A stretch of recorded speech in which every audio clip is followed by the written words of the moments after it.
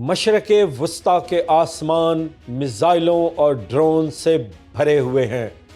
دنیا کی سب سے طاقتور فضائیہ اور جدید ترین میزائلز 10 دن سے بمباری کر رہے ہیں، لیکن جنگ ختم ہونے کی بجائے مزید پیچیدہ ہوتی جا رہی ہے۔ ایران کی جنگ کا 10واں روز اور امریکہ کے صدر ایک ایسے موڑ پر کھڑے ہیں جہاں پر راستہ خطرناک ہے۔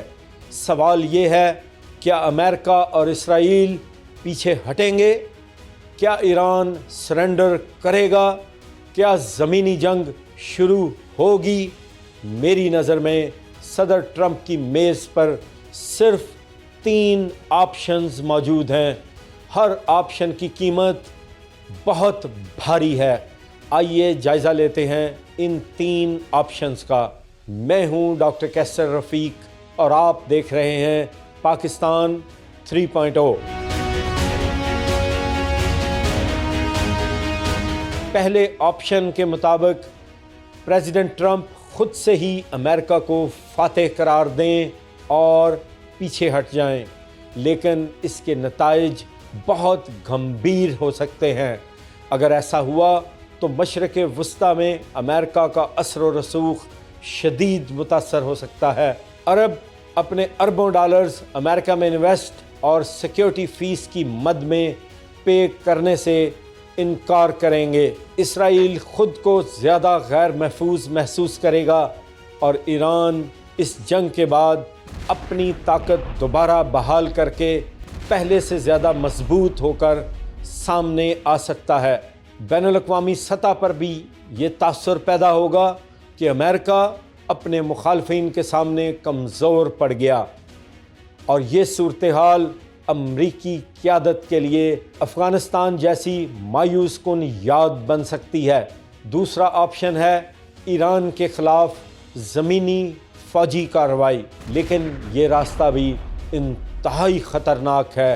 ایران ایک بہت بڑا ملک ہے، اس کی آبادی تقریباً 9 کروڑ ہے اور اس کا زیادہ تر علاقہ پہاڑی ہے۔ امریکہ کو یاد ہوگا کہ وہ 20 سال تک افغانستان میں جنگ لڑتا رہا، لیکن مکمل نیٹو حمایت کے باوجود طالبان کو مکمل شکست نہیں دے سکا۔ دوسری طرف ایران نے ڈرون اور میزائل ٹیکنالوجی میں نمایاں پیش رفت کی ہے۔ یہ ڈرونز روایتی فوجی حکمت عملی کو چیلنج کر رہے ہیں، اور سب سے بڑا سوال یہ ہے کہ اگر زمینی جنگ شروع ہو گئی تو اس سے نکلنے کا راستہ کیا ہوگا؟ فی الحال اس کا جواب کسی کے پاس نہیں۔ تیسرا اور سب سے خطرناک آپشن ہے، اگر امریکہ ایران پر ایٹمی بم پھینک دے تو اس کے اثرات صرف ایک ملک تک محدود نہیں رہیں گے۔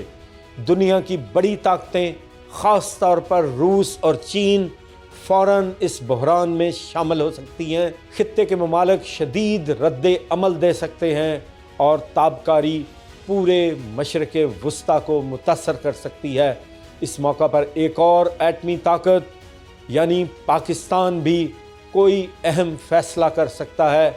یہ وہ مرحلہ ہوگا جہاں انسانی تہذیب تک خطرے میں پڑ سکتی ہے۔ دلچسپ بات یہ ہے کہ 10 دن کی شدید فضائی کارروائی کے باوجود جنگ کا توازن مکمل طور پر تبدیل نہیں ہوا۔ ایران کے میزائل حملے خطرناک ثابت ہو رہے ہیں اور میزائلوں کا ذخیرہ ختم ہونے کا نام ہی نہیں لے رہا۔ ایران کی طرف سے مسلسل ڈرون حملے بھی خطرے کی گھنٹی بجا رہے ہیں، اور ایران کے اتحادی گروہ بھی متحرک ہیں۔ خطے کے کئی اہم مقامات خطرے کی زد میں ہیں۔ اس سے ایک بات واضح ہو رہی ہے کہ جدید جنگ کا طریقہ بدل چکا ہے، دنیا بدل چکی ہے۔ ڈرون ٹیکنالوجی نے طاقت کے روایتی توازن کو چیلنج کر دیا ہے۔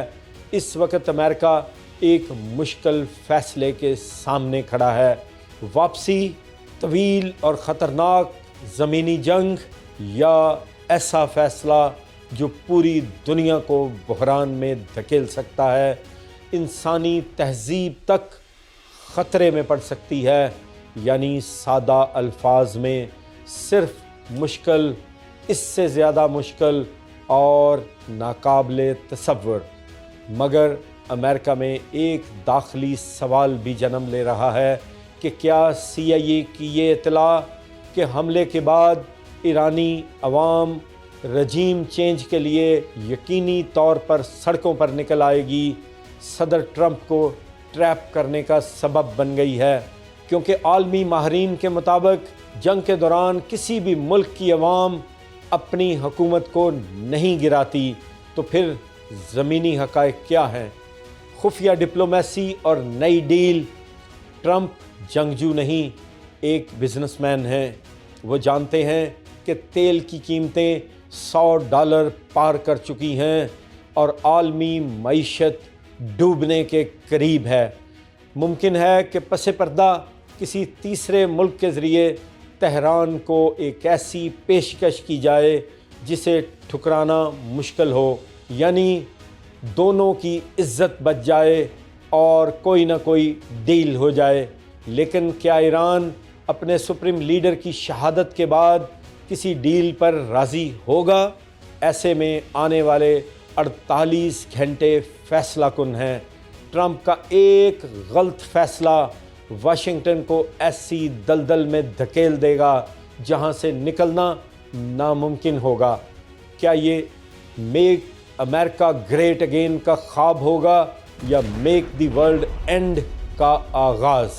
اس وقت پوری دنیا، خاص طور پر امریکہ، ایک مشکل فیصلے کے سامنے کھڑے ہیں۔ ہم سب کو دعا کرنی چاہیے کہ عالمی لیڈران کلیکٹیو وزڈم کا استعمال کرتے ہوئے باہمی مشورے سے دنیا اور اس دنیا میں بسنے والے 8 ارب سے زائد انسانوں کی زندگی کو اس مشکل سے نکالیں۔